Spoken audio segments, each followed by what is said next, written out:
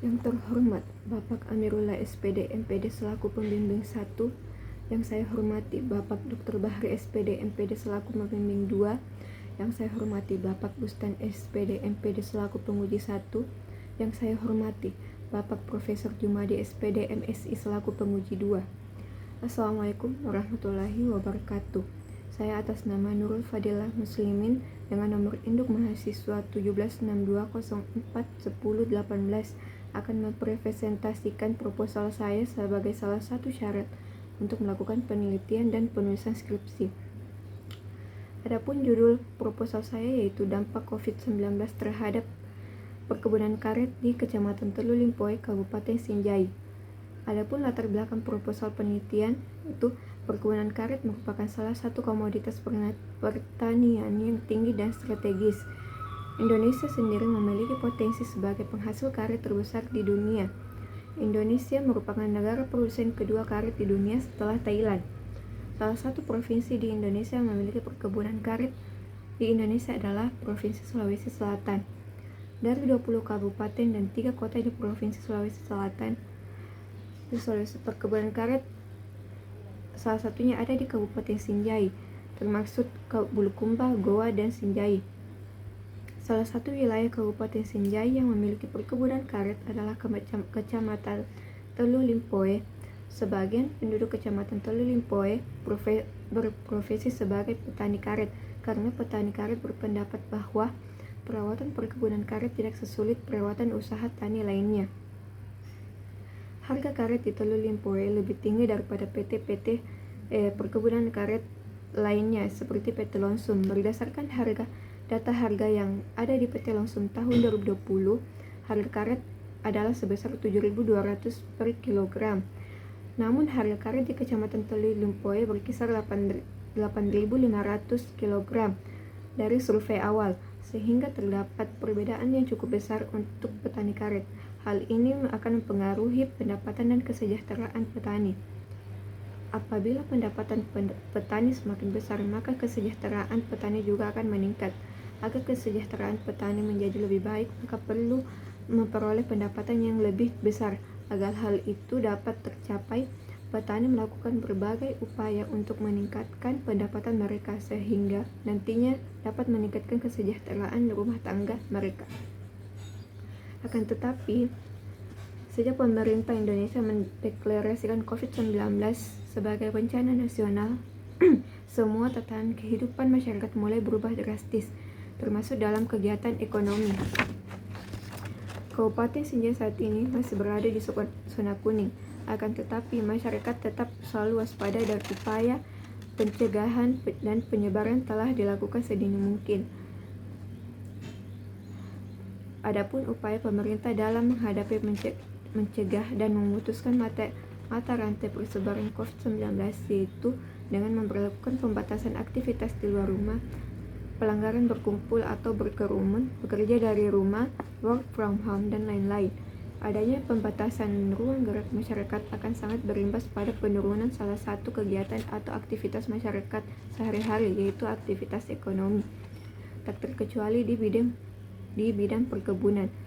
Berdasarkan penjelasan di atas, maka peneliti tertarik melakukan penelitian tentang dampak yang disebabkan oleh COVID-19 terhadap perkebunan karet di Kecamatan Telu Limpoe, Kabupaten Sinjai.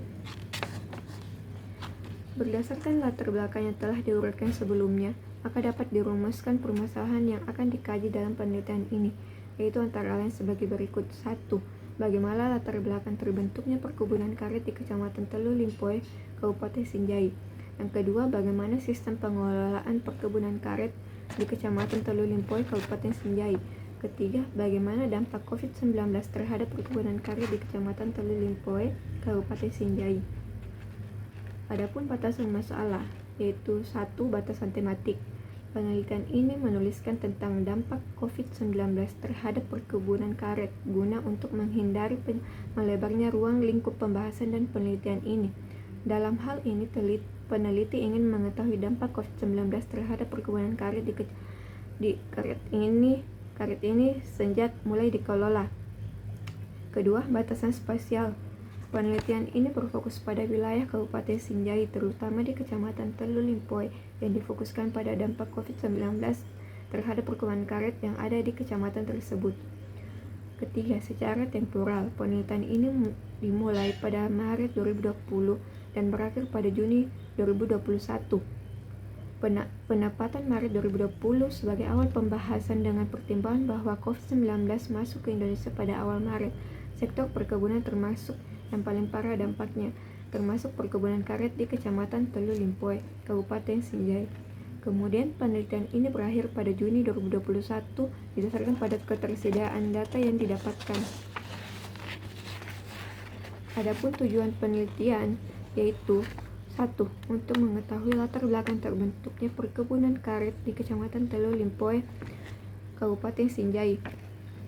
Kedua, yaitu untuk mengetahui bagaimana sistem pengolahan perkebunan karet di Kecamatan Telu Limpoy, Kabupaten Sinjai. Ketiga, yaitu untuk mengetahui dampak COVID-19 terhadap perkebunan karet di Kecamatan Telu Limpoy, Kabupaten Sinjai. Adapun manfaat penelitian yaitu 1. Manfaat teoritis. Secara teoritis, penelitian ini bermanfaat untuk menambah wawasan dan pengetahuan mengenai dampak COVID-19 terhadap perkebunan karet di Kecamatan Telu Limpoy, Kabupaten Sinjai. Kedua, manfaat praktis bagi masyarakat. Dengan adanya penelitian ini diharapkan dapat memberikan sumbangsi kepada masyarakat luas terkait COVID-19 terhadap perkebunan karet di Kecamatan Telu Limpoy, Kabupaten Sinjai. Dan kedua, bagi pemerintah.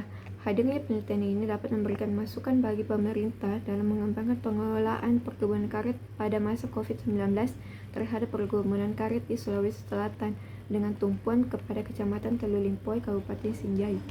Ketiga, manfaat praktis bagi peneliti yaitu sebagai referensi untuk peneliti selanjutnya dalam mengkaji dampak COVID-19 terhadap perkebunan karet di Kecamatan Telu Limpoy, Kabupaten Sinjai. Adapun kajian relevan. 1. Jurnal oleh Setira Novriana yang berjudul Dampak COVID-19 terhadap transmisi dan faktor-faktor yang mempengaruhi harga karet petani di Kabupaten Banyuasin, Sumatera Selatan, di mana hasil penelitian ini harga karet di tingkat petani, pabrik rem rubber, dan pasar internasional mengalami fluktuasi harga. Transmisi harga karet sebelum pandemi COVID-19 sebesar 0,447%, sementara itu transmisi harga selama pandemi COVID-19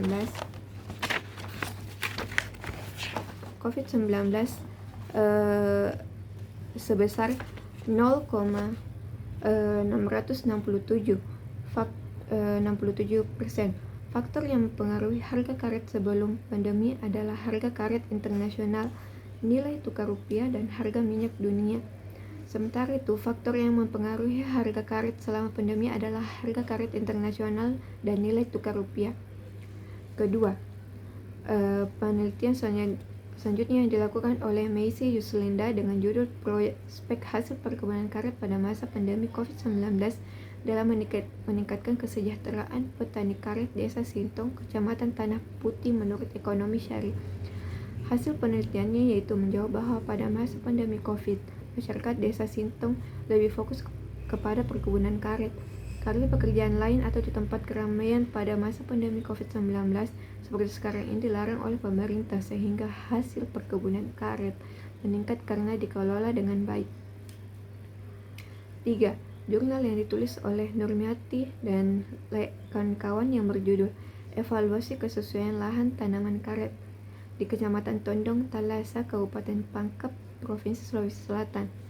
Jurnal ini lebih menekankan pada produksi pertanian yang tinggi dan berkelanjutan hanya dapat dicapai dengan praktik pertanian yang didasarkan pada daya dukung lahan yang diindikasikan dengan kemampuan lahan yang kesesuaian lahan. Selanjutnya adalah metode penelitian.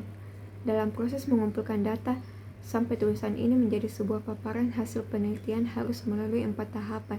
Adapun tahap-tahap yang dilakukan dalam penulisan skripsi ini melalui 4 metode penelitian sejarah, diantaranya yaitu 1.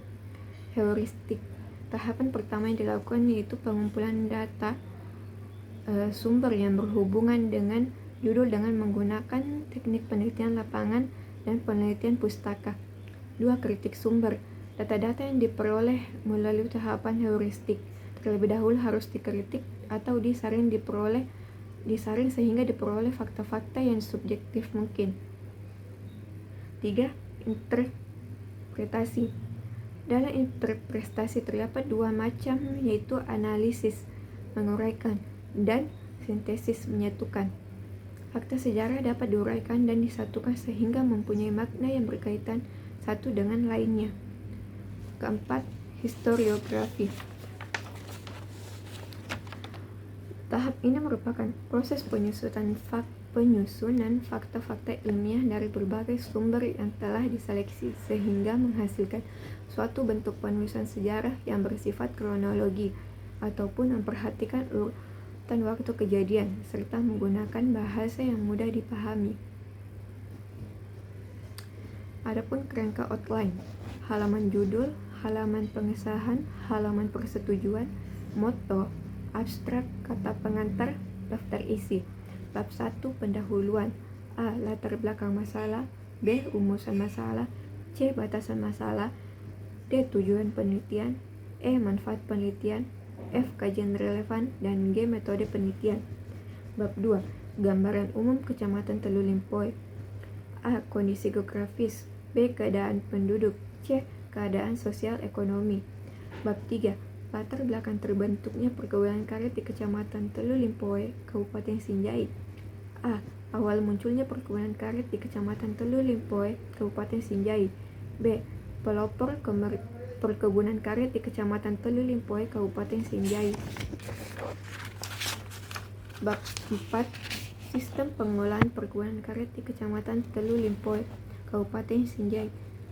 A. Sistem pengelolaan perkebunan karet sebelum pandemi COVID-19. B. Sistem pengelolaan perkebunan karet pada masa pandemi COVID-19. Bab 5 dampak COVID-19 terhadap perkebunan karet di Kecamatan Telu Limpoe, Kabupaten Sinjai. A. Terhadap pemilik. B. Terhadap petani. Bab 6 kesimpulan dan saran. A. Kesimpulan. B. Saran. Daftar informan, daftar pustaka, lampiran, riwayat hidup. Itulah presentasi proposal penelitian saya yang berjudul dampak COVID-19 terhadap perkebunan karet di Kecamatan Telu Limpoe, Kabupaten Sinjai.